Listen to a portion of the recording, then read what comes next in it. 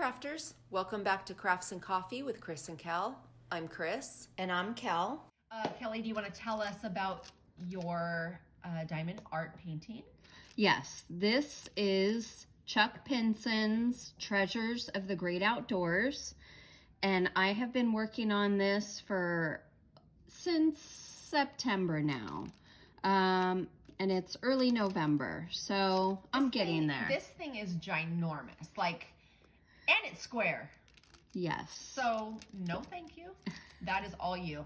Yeah, we're going to take turns on recording with, us doing diamond painting and whatever crafts that we're going to be doing. We're going to take turns. And since I am visiting with my sister at her home, we're going to focus on her painting today. So anyway, let's get into this topic. Just a disclaimer. We are not child friendly here. Please, if you have children or you are easily offended, this may not be the channel for you. Please leave us comments.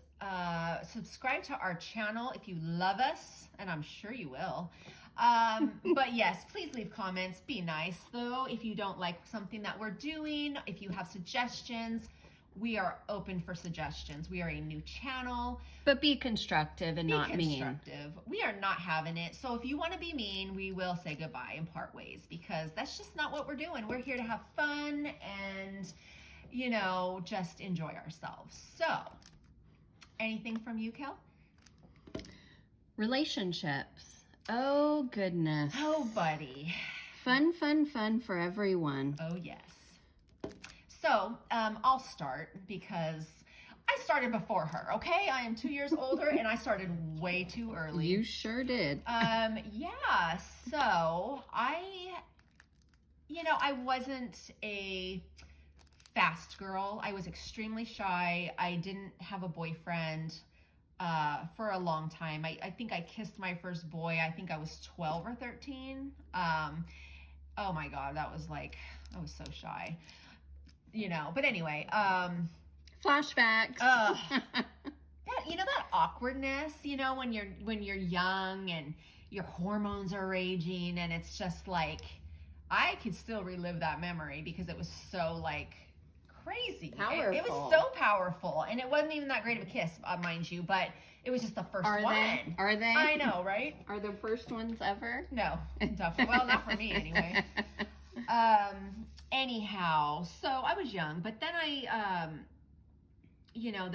met this guy. He was an older guy, 4 years older, and he kind of went around the neighborhood and, got all the young girls excited about him and spread his seed a little bit. Well, he did it with me anyway. I was the one that got caught up, unfortunately.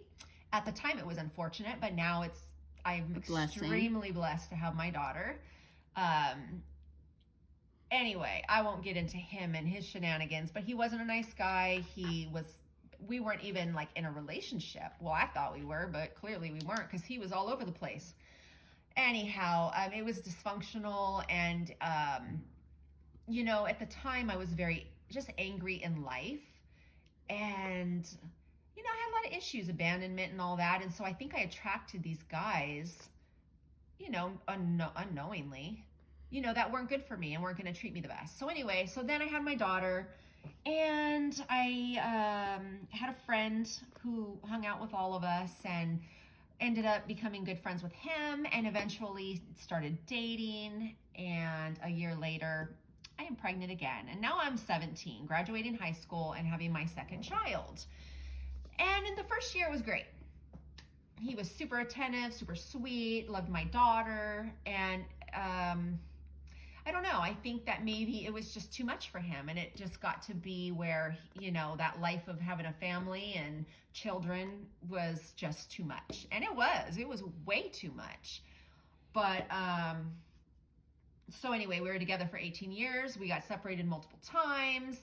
There was a ton of jealousy and anger and frustration and no teamwork.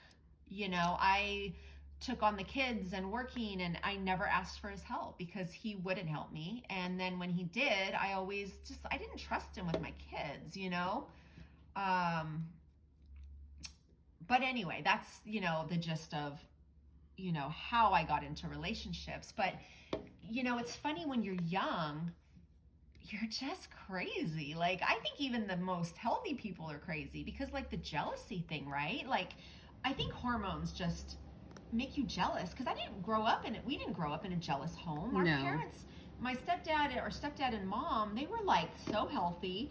They sat on, I always said, I just want a man to have coffee with and read the paper because that's what our parents did. Right. They talked. We never saw them. We had a lot of stability. I mean, we weren't, you know, we didn't have financial. It was rough, but we always had what we needed. We never had like, oh, the light bill's due and we, you know, are going to get, you know, the lights turned off. No, but every day was a routine. It was. They were very much It was a routine. And if there was any of those struggles, we didn't really know about it. Well, they told us to go play outside. And I think that's when they did their fighting. Do you think they really fought, though? I remember once hearing them argue and we were playing outside. And, yeah. Okay. I couldn't tell you what it was about, but... But it was so, like, far and few between. Yeah. Oh, yeah. And they were just so, like, healthy and stable. Now, they weren't the most outgoing people. They never went anywhere. They didn't take trips, you know. Mm-hmm. That always boggled my mind. And so I think I became the opposite of that, where I don't freaking sit down. Yeah. But Kelly, she's like them. She's just a homebody. Yeah. I find comfort in routine, and honestly... going to new places and trying new things gives me anxiety. You know, I have those thoughts. What if we get lost? What if we lose something? What if something bad happens? What if, and you know, those are unhealthy thoughts. That I try not to. Bad?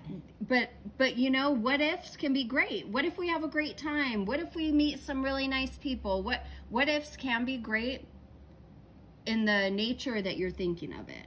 Yeah, but how many what ifs are in a good, positive way? Right. You know, I think that you'd say more like, oh, I hope this happens. Or maybe, you know? Yeah. Right, but what ifs, like, can hold you back in life. Yeah. You know, and we're just, like, in this society, like, it seems like everybody has anxiety. Yeah. You know, like, I know these are uncertain times. It's just been a really crazy year. And I get it. I mean... I get it more than anyone. But it's just about how you look at life. And what I've found is as I got older, and which is, I know everybody says this, but like, I don't know, you just like appreciate things more, and you, I don't know, like, well, for me, I can only speak for myself because I was a really angry child. And that lasted with me until I was 30. And then I said, you know what? I don't have to be angry, and I can choose to be how I want to be. You know, maybe I played the victim too long. I don't know.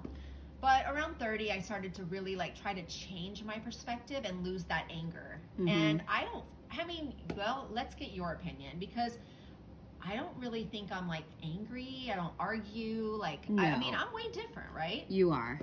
I mean, I'm not on your level by any means, but, you know. You'd be in a coma if you were on my level. For sure. No, you don't have that anger, you know, right. That anger cloud, you know, and, right. You know, my thing is energy. Like, whenever you walk into a space, you're bringing energy with you, whether it's positive or negative, tense, anxious. And so I try to be mindful of that. And, you know, like when someone's had a bad day and they walk in the room, you feel uneasy. It's like, whoa. And me, I'm a fixer. So it's like, oh, well, what can I do? Even though it's nothing about me, I still feel like I want to try to fix that. I guess to get that person, though. So I guess to get that person back down to where I'm at. Yeah. And try to balance them out, but... Well, that could be helpful, or you could go too far to be codependent, but that's a subject for another day. Yes.